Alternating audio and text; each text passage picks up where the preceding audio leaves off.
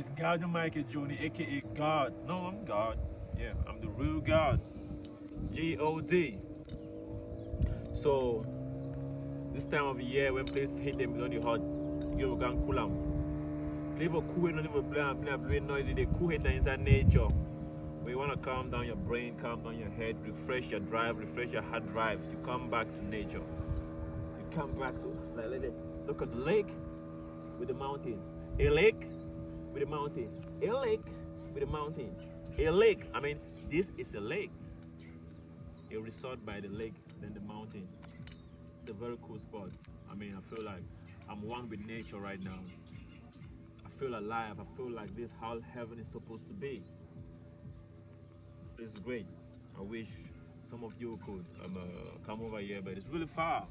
You gotta be patient. It's a long trip to get here. A long fucking trip. Long goddamn trip.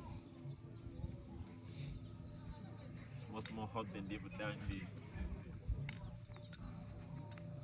I ain't red. I don't clear all. Which is Mark and go swim.